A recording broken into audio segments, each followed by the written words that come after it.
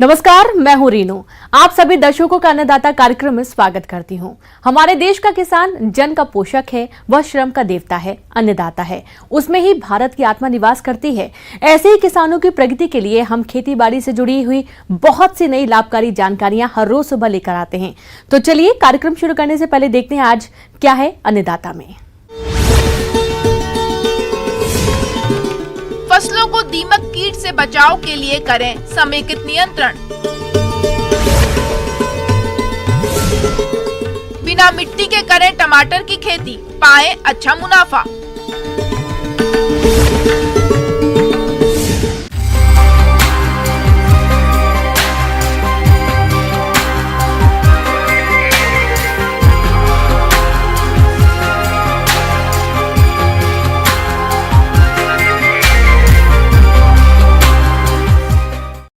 किसान भाइयों, अपने राज्य के कई जिलों में दीमक कीट का प्रकोप बढ़ता जा रहा है।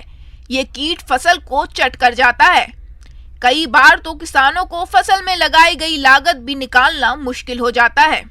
किसान काफी हैरान परेशान रहते हैं। तो किसान भाइयों, आपकी इस गंभीर समस्या को देखते हुए जरूरी हो जाता है कि आप समय रहते दीमक कीट के नियंत्रण के जरूरी उपायों को अपनाकर अपनी फसलों को बचा सकते हैं।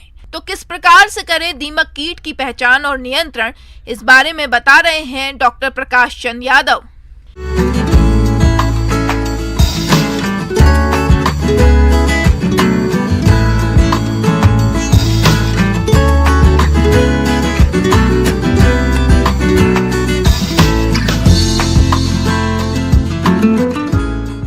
आज अपन एक ऐसे जीव के बारे में बात करेंगे जो फसलों के लिए बहुत ही खतरनाक है, और वो है दीमक। दीमक को अपने यहाँ अपने पश्चिमी राजस्थान में उसको उदय के नाम से भी जानते हैं, और ये बहुत ही खतरनाक कीड़ा है। ये ज़मीन में हर जगह पाया जाता है, और इसका प्रमुख भोजन है सेलुलोज।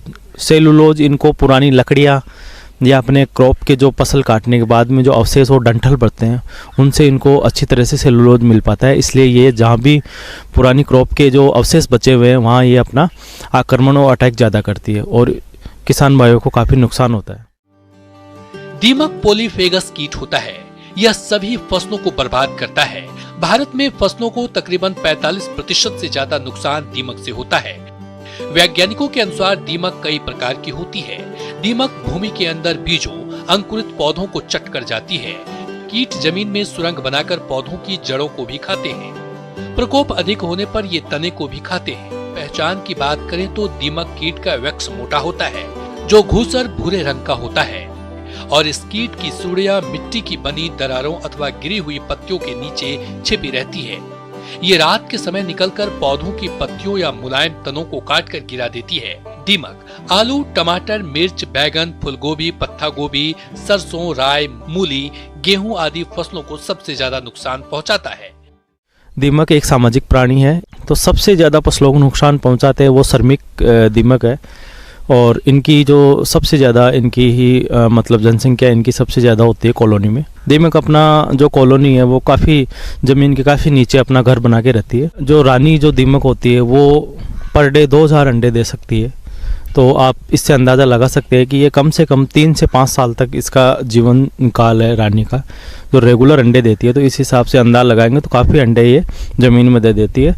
इसी प्रकार अपने यहाँ दीमक की बहुत बड़ी समस्या है। दीमक जहाँ सूखा एरिया है वहाँ ज़्यादा दीमक रहती है, और जहाँ पानी ज़्यादा है वहाँ थोड़ा दीमक का प्रकोप कम होता है।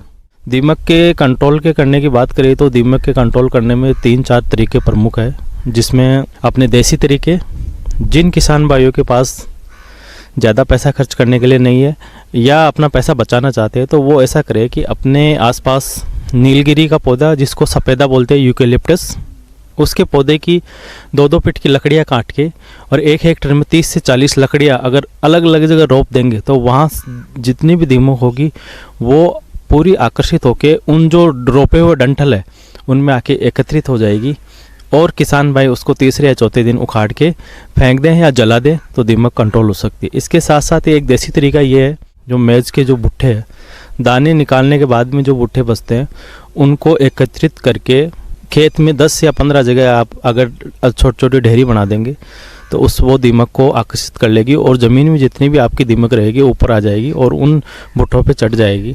तो ये एक देसी तरीका है दीमक कंट्रोल करने का। दीमक की रोकथाम। दीमक से बचाव के लिए गर्मियों में खेत की अच्छी गहरी जुताई करें। खेत को खरपतवारों से मुक्त रखें। खेत में कभी भी कच्ची गोबर नहीं डालनी चाहिए। कच्ची गोबर दीमक का प्रिय भोजन होता है। बीजों को बेबरिया बेसियान फफूंद नाशक से उपचारित किया जाना चाहिए। 1 किलो बीज में 20 ग्राम बेबरिया बेसियान फफूंद नाशक से उपचारित करके बोनी चाहिए। 2 किलोग्राम सूखी नीम की बीज को कूटकर बुआई से पहले 1 एकड़ खेत में डालना चाहिए। नीम के 30 किलोग्राम प्रति एकड़ में बुआई से पहले खेत में डालने से इससे प्रकोप कम होता है। 1 किलोग्राम बेबरियान बेसियान फफूंदनाशक और 25 किलोग्राम गोबर की सड़े खाद में मिलाकर बुआई से पहले खेत में डालें। 1 किलोग्राम प्रति एकड़ बेबरियान बेसियान फफूंदनाशक को आवश्यकता अनुसार पानी में घोलकर मटके में भरकर निचले हिस्से में छिद्र करके सिंचाई के समय देना चाहिए। इसके साथ ही सिंचाई जल के साथ भी दवा को मिलाकर सिंचाई करने से कीट का प्रभावी नियंत्रण कर सकते हैं। अगर दीमक का प्रकोप ज़्यादा है तो सबसे पहले दीमक के ये है कि आप जो भी फसल लगाओ, पहले तो खेत तैयार करते समय यह ध्यान रखें कि पुरानी खेत के डंठल अवशेष खेत में नहीं रहे। फिर बीजोपचार करने के लिए पेप्रोनिल 5% SC या फिर इमिडाक्लोरपिड इन या क्लोरोपोरिपोस, बहुत सारी दवाएं जो दीमक के लिए काफ़ी कारगर सिद्ध है। उन दवाओं से बीज उपचारित करने के बाद में ही आप फसल में लगाएं। इसके साथ साथ आप रेगुलर सिंचाई करते रहे।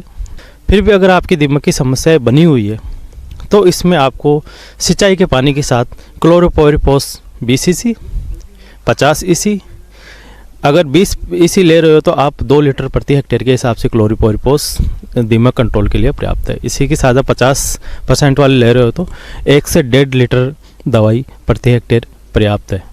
तो किसान भाइयों, दीमक का प्रकोप हमेशा अपने आप बना रहता है, तो सबसे